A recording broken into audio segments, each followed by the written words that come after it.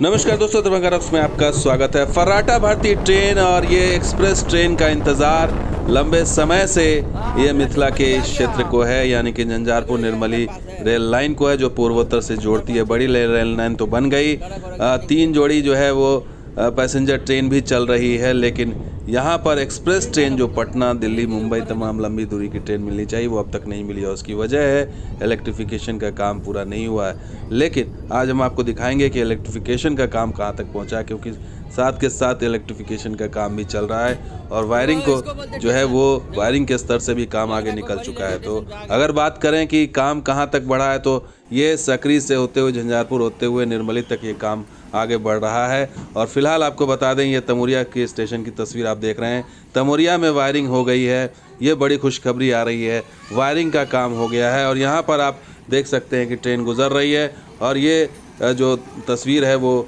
बिरजू ठाकुर जो है उन्होंने भेजा है। ये रिपोर्ट उनकी देखिए, यहाँ पर काम कहाँ तक पहुँच गया है।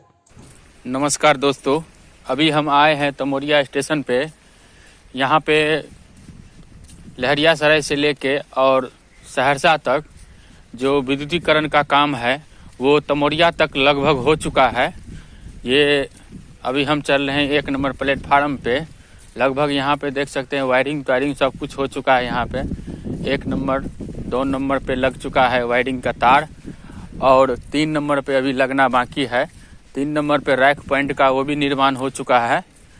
और यहाँ पे जो लाइट लगता है बड़ा वाला, वो यहाँ तमोरिया स्टेशन पे रैक पॉइंट के लिए 3 लाइट लगा दिया गया है। अब हम चलते हैं आगे। अभी हम चल रहे हैं, ये जा रहे हैं अभी झंझारपुर के साइड। हम देख सकते हैं ये तार उर लग के ओके हो चुका है। झंझारपुर, लोहना, दीप, तमोरिया में हो चुका है। ये बिजली वाला काम जो होता है वो हो गया है। अभी 3 नंबर पे तार लगाना बाकी है। तो आपने देखा तमोरिया में जो है काम इलेक्ट्रिफिकेशन का कहाँ तक पहुँचा। अब आपको दिखा देते हैं फुट ओवर ब्रिज का जो काम है वो भी तेज़ गति से हो रहा है। यहाँ पर सेगमेंट को ला करके रख दिया गया है। ये ओवर ब्रिज बन रहा है, यहाँ पे गार्डर ला के रख दिया है। तो तैयारी पूरी नज़र आ रही है और इलेक्ट्रिफिकेशन ही जो है वो एकमात्र बाधा नज़र आ रही है इस लाइन में, जो लंबी दूरी की ट्रेन को ना चलाने के पीछे। हालांकि अगर रेलवे चाहे तो अभी भी जो है वो लंबी दूरी की ट्रेन यहाँ पर चला सकता है। पटना और दिल्ली के लिए यहाँ पर विस्तारित किया जा सकता है ट्रेन को।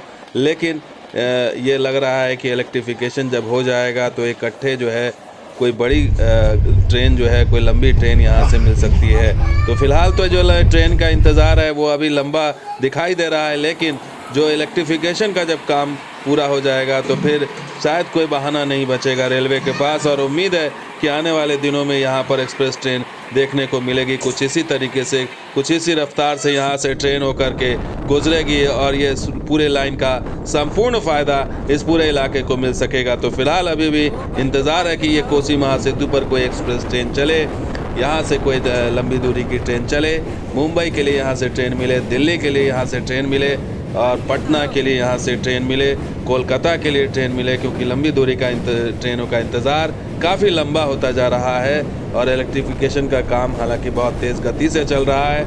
घोघटिया तक ये लाइनें जो है वो पहुँच गई है। यहाँ पर वायरिंग का काम निर्मली के पास पहुँचता हुआ दिखाई दे रहा है। लेकिन अब ये देखना होगा कि लंबी दूरी का जो इंतज़ार है, ट्रेन का इंतज़ार है, वो कब पूरा होता है। क्या पूरा जब इलेक्ट्रिफिकेशन हो जाएगा उसके बाद होगा, या फिर जो फारबिसगंज की जो बात की जा रही है कि इस महीने कनेक्ट हो जाएगा, इस महीने जो है यहाँ से ट्रेन चलने लगेगी। कल CRS भी है वहाँ पर, तो क्या उसके बाद होगा, ये अभी देखना बाकी है। तो फिलहाल लोग इंतज़ार कर रहे हैं गुड न्यूज़ का, क्योंकि 3 ट्रेन काफ़ी नहीं है जो पैसेंजर ट्रेन चल रही है। ट्रेन चाहिए यहाँ पर ज़्यादा से ज़्यादा, लंबी दूरी की कनेक्शन चाहिए, क्योंकि बहुत बड़ा इलाका ये यहाँ से अभी दूरी से अभी इससे महरूम है। तो दोस्तों, ये वीडियो कैसा लगा? शुक्रिया इस वीडियो को देखने के लिए, धन्यवाद।